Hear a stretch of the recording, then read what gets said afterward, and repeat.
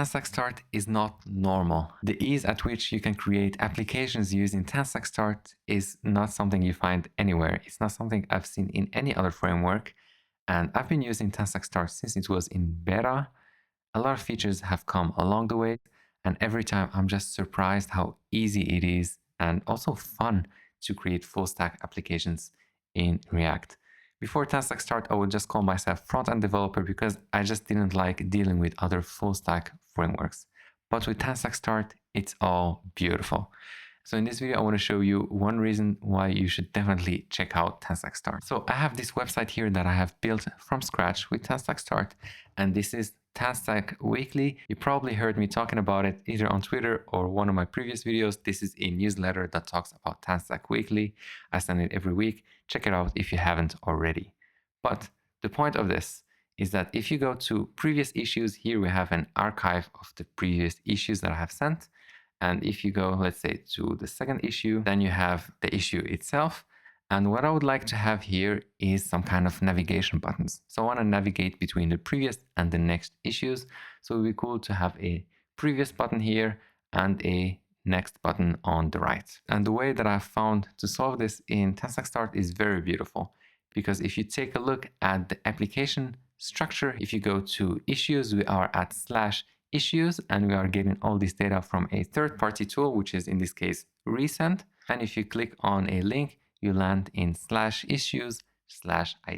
Let's take a look at the application structure for that. So here we have our issues. So this is the index page, and here we just show all the issues. And this is the list that we were talking about here. And inside issues.id, you have the component itself, and we are showing it as a markdown.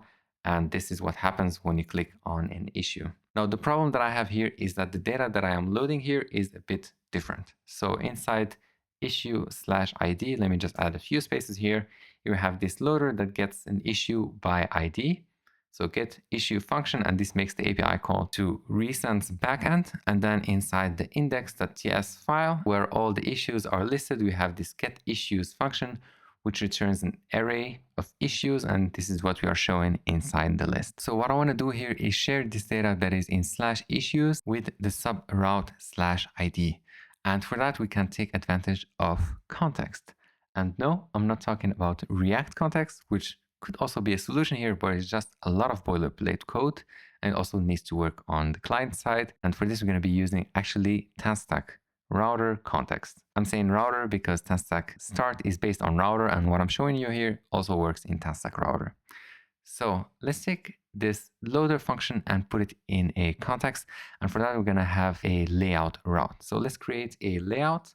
So new file, I'm going to call this issues, and this has to be the same name as the folder where the subroutes are. So issues.tsx. This is of course generated directly because I'm running the development server in the background, and we can actually get rid of this route component because this is not going to show anything. It's just going to show the children. And here we can load the data in the context. And for that, we're going to be using a function called before load. So let me take this code from here, this loader, and I'm going to use it over here. And this is before load, and let me just import this as well. And before the load is called before basically the loader is called, but what happens is that the result that we have here is also added to the context. And now in the sub routes, we can get access to this context. So inside /issues, we can replace this use loader data with use route context. You can see this data is right now there, and it's also correctly typed. If I go back here and remove this loader function, save and go back, you're going to see that we have an error because actually TanStack Start has no idea what we're talking about. But when you define a before load function, the type system just gets it automatically, and it's super easy for you as a developer. You don't have to worry about the types matching and whatnot. Now inside the ID route, I actually already have this previous ID and next ID defined with undefined. And I'm also passing them to this component here called newsletter navigation that is going to show the previous and next buttons. And now we just need to calculate the previous ID and the next ID using a function, in this case called getNeighborEntries.